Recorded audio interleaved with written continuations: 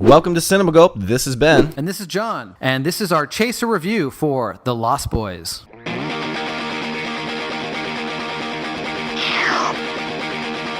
In the late summer of 1987, Joel Schumacher's The Lost Boys hit the cinema, opening softly with a weekend box office total of just over $5 million. The film went on to gross over $30 million in its August domestic run, but it really wasn't until home video that the film really took off as a pop culture phenomenon. Since then, it's been one of the benchmarks for good vampire cinema and helped set the standard for how to structure a magnificent soundtrack that both complements and transcends the film. At the height of their young adult careers, Kiefer Sutherland, Jamie Gertz, Jason Patric, Billy Wirth, Bill S. Preston Esquire, and the Coreys all had their moment to stand out, as well as already well-established vets like the late Edward Hertman and the amazing Diana Wiest. The Lost Boys has always stood out and stood the test of time as a vampire flick that one must see before determining what the greatest vampire flicks are. It belongs in the conversation among the best of the genre. John, let's talk about The Lost Boys. I love The Lost Boys. This is definitely my favorite vampire movie, no question there. And I would say it's in my top 10 favorite horror movies. Ooh, I would go with that. Yeah, it's just such a classic movie. From writing to the characters, to the casting, to the directing, to the soundtrack, as you mentioned, to the cool 80s hip style of the movie. There's just so much to love about Lost Boys. Yeah, there is. The soundtrack, to me, I think the 90s really took a lesson from the Lost Boys because the 90s produced some of the best soundtracks ever that, again, they complemented the film, they represented the film, but they also stood on their own. And the iconic status of the pop culture references and the look and the feel of The Lost Boys, a movie like this should feel dated. It really, really should, because it's so rooted in 1987 culture, Central Coast of California, and big hairband type of things, Corey Haim's ridiculous trench coat. But for some reason, the movie still looks beautiful and it looks polished and it doesn't look like an old film except for, like we said, the fashion and the music. Yeah, I feel like the fashion, and I still love the music.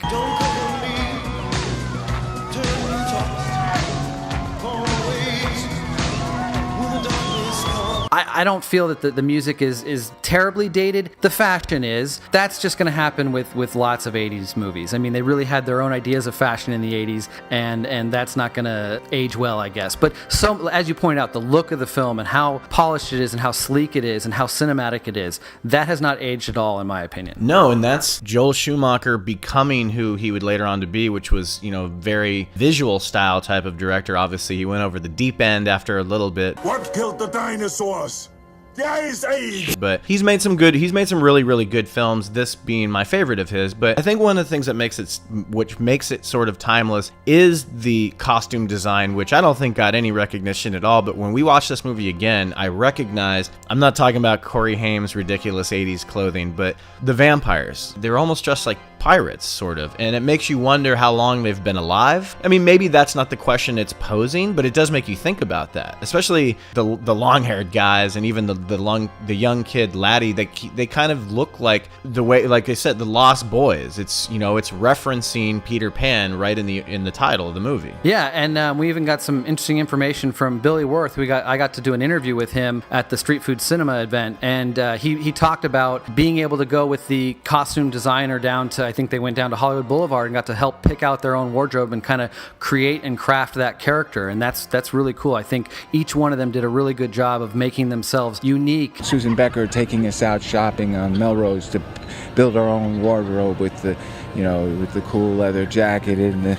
So you got to make some selections yourself and kind of get involved in crafting the character. Yes, we did. That's pretty cool. I guess everyone does look different. No one really does look the same, and that's interesting that they got to do that. I'm surprised there's no assless chaps, though, because that's what I would have picked up. Well, one thing I've always loved about Lost Boys is the pacing of the movie and just the story in general. I mean, I don't think it's like a really intricate plot or anything, but right from the start, it has a very classic horror movie beginning, a monster movie type of beginning, almost like a Jaws type of beginning. And then it quickly moves into a couple scenes that really sets up the characters with some fun funny but realistic dialogue that kind of gives us the dynamic of the family of three and Grandpa, and their character introductions are all great, and we're quickly introduced to the gang of vampires. So we already know the dynamic of these groups very quickly, and then the pacing of this movie is just perfect. It moves right into the next scene, which is all kind of in one night. We go to the boardwalk and we meet all the other important characters like Max and Star and the Frog Brothers, and that scene has a lot of great energy that's kind of driven along by our saxophone guy. Those first couple scenes, I think, just do such a great job to set up the movie quickly, and then we're right off into the second act very quickly, and I don't think the pacing really slows down at all. So I think this is like almost a perfectly paced movie. Yeah, there's hardly any fat trimming to be done, and it's 97 minutes, it's perfect length. That was your standard sort of film for the 80s and 90s, was just 140. If I were to remove anything from this, it may be a couple of the Michael Starr interactions, or if that's what you want to call them. My biggest gripe with the Lost Boys has always been, I don't feel that those two people, I don't think they care about each other in any way other than to fuck each other, because they're both good looking. They don't have any chemistry. He walks up to her and he says, do you want to get something to eat? I think Michael's just like, this chick is hot. The relationship between David and his crew, more than anything, and even the brother bond, is really good with the Emerson brothers. I think Grandpa's actually probably my favorite character in the movie. I've never thought of it as a comedy, but it has a ton of humor in the movie. And if somebody wanted to call it a horror comedy, I wouldn't gripe at that, but I've never seen it that way because I saw it as a kid. It was very effective and scary for me. It did what it's supposed to do as a horror movie first, in my opinion. But the comedy is there and well earned. Some really great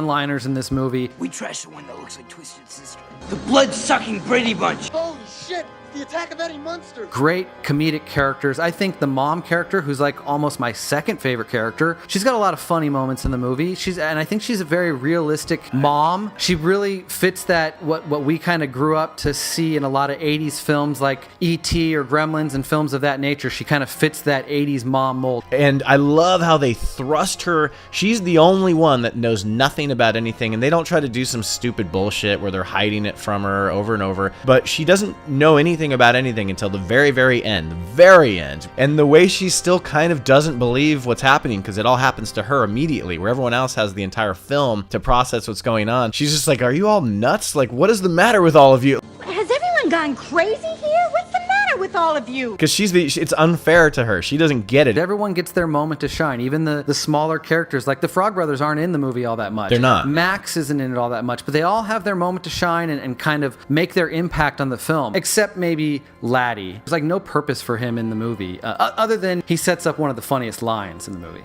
The Attack of Eddie Munster. Get out! I think Laddie's more showing that, again, it goes with the whole Lost Boys reference from Peter Pan. Like, you do have this youthful one who you don't know how old he is. He could be 10 times older than the grandpa, you know? He's always been one of the biggest mysteries of the movie. He's totally a mystery. We don't know what he doesn't talk. Yeah, he doesn't talk. We learn nothing about him. Is he Star's brother? Is he Star's dad? The set design that's a real San Francisco hotel, apparently. That's that one that, when David's telling the story about how the big one hit San Francisco and that hotel took a header right into that crack. That's a real story that really happened. Like the punk rock vibe and the 60s classic rock vibe, and you got that big shrine of like Jim Morrison. I love the world of Santa Clara and how they brought it to life, and I think Santa Cruz standing in as Santa Clara in the film, it's just such a perfect, the beach community seems like such a perfect setting for this story of teen rebellion and punk rock vampires and stuff. Pretty much everything takes place either on the boardwalk, at Grandpa's house, or in the vampire cave. Because of that, you understand the geography of Santa Carla. Like, that opening shot is a masterpiece, but it's constantly circling and it's constantly rotating, and you're seeing the car get closer and closer, so you know kind of where to zero in on, but it gives you a nice piece of landscape of Santa Carla. I saw this movie, my cousin took me to see this movie when I was 10 years old in the theater, and I was scared to death of David. When he's made up, Kiefer Sutherland he knows how to scare you. He knows how to be an evil guy. Brings a lot of really cool, menacing energy to the performance, but as you said, when they've got him in the makeup with the vampire effects, he's one of the coolest looking vampires ever in cinema. All four of those guys, the way they did their makeup It was new, and there was something different about it. There's usually a lot of similar things you can do to make someone look like a vampire. There was something they did, whether it was in the eyes or around the eyes. Well, and I feel like a lot of vampire movies, especially Dracula-based vampire movies, it was just like the teeth come out when it's time for him to turn into a vampire, but the face didn't change all that much. So they did a lot to turn them into monsters in the movie as well. I don't know, maybe I'm stuck in the 80s, but to me, this movie is still cool, stylish, and hip. I still think that this is what filmmaking should be. I mean, it was during the heyday of MTV, so you kind of have that mix of like the MTV style to play to the teens with the classic horror movie filmmaking going on.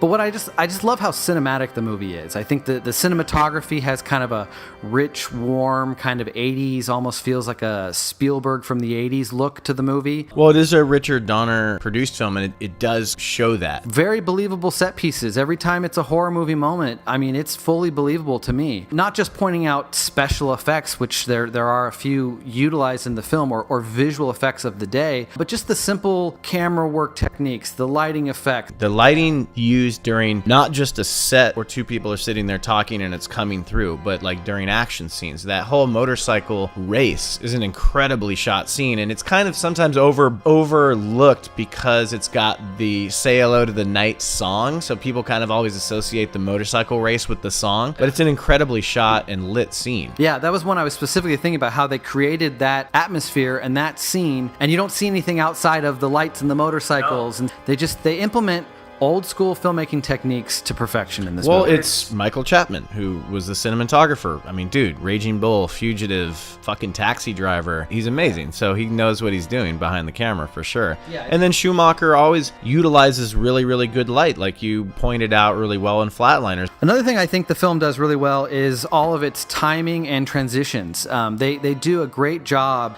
of using sound design and sound effects or specific lines of dialogue to help create specific cuts in the film that, sell the joke if it's a line of dialogue or there's a specific sound effect or bit of sound design that adds to the scare factor right at the right moment. I just think transitions and editing in this film work so well. But the thing that I think they do such an excellent job beyond just sound effects and lines of dialogue is the way the soundtrack is used to create transitions in the film. It's used to give us almost to transition into acts themselves. It definitely is used to transition into new locations and new situations. For me, really stood out right from the beginning was how the music is more prevalent to set the mood and tell the story more than the actual score is. There's very little of the actual score that you remember. And when it hits, it's fantastic. The songs are there for specific reasons. They're there for the hip factor, but they're also there for beats, and they're also there for certain moods that you're supposed to be feeling at each section of the film. When Joel Schumacher was making The Lost Boys, he used G. Tom Mack, at the time Gerard McMahon. He used G. Tom Mack's Cry Little Sister and turned it into the score / theme song. Joel said, can you send you a script and maybe you'll get inspiration from that? And I did. And so I went on to, I remember reading the script one night. I was in New York living there, and then the next day I got up and started banging away at the piano and my guitar, and out comes this melody, and then it morphed itself into me going up to my studio up 6th Avenue and getting there and started to just go away at the lyrics and put it all together, and within no time it was written. It's utilized through certain parts where it's long transitions, it's long, eerie sort of moments. Like it's used for the sex scene, it's used for the opening, it's used for the ending, and it doesn't give you score to set eerie mood or to give you tension. It uses the soundtrack for that, or it uses just silence. My biggest issue with the movie is that the ending of the film, when the Frog Brothers and the Emersons are setting up the house and they're getting ready to protect themselves, when they're waiting and the Frog Brothers talking about different ways to kill him, and they're, you see the bow and arrows and everyone's filling up their water pistols full of holy water, the buildup of the vampires showing up and them inside the house, it's one of my favorite endings of all time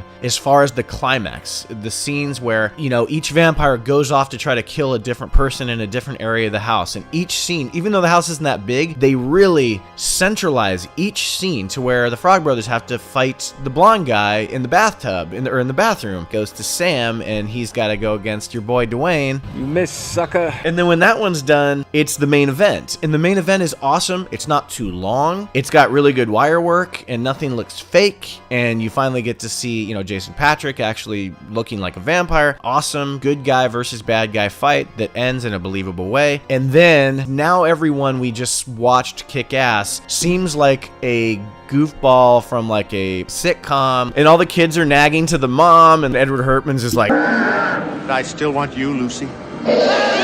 yeah, he pops out and he's just this goobly goo vampire. Keep sneaking and talking, dosing the coast so you don't get that shit.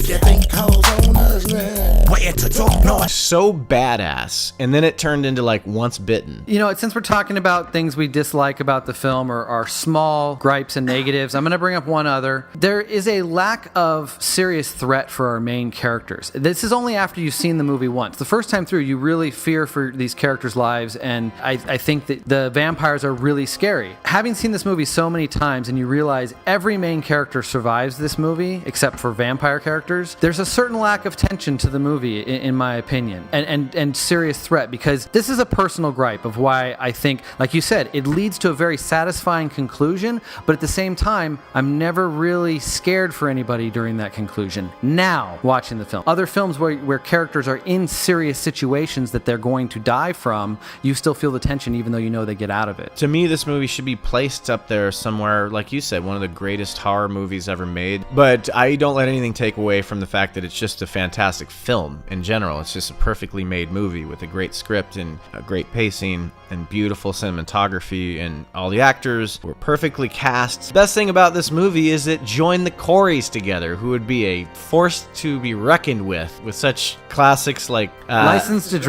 to Drive and National Lampoon's Last Resort. So on the gulp gauge for The Lost Boys, this is an easy one for me. I give it 10. It gets 10 gulps because it's one of my favorite movies, and I've never not wanted to watch it if it's on. It's one of those movies I love to show other people who haven't seen and see the expression that they have when they watch it for the first time. Yeah, it's a perfect piece of storytelling. It's fantastic. I love this movie, so 10 gulps. I agree. As I said, it's my favorite vampire movie. I think it's just such a fun horror movie adventure. The story holds together really well. The filmmaking techniques hold up really well over the last 30 years. And I think where the creativity in terms of the world, the believable world that they've created, the casting and the great characters they've brought to the screen, I think the dialogue is like endlessly quotable. It's just so many great funny one-liners or great one-liners in this movie. And then just like the hip cool factor that this movie has always had, the way that they were able to marry kind of the edgy MTV style and the classic horror movie cinematic style together perfectly. And to me, it's still cool and hip.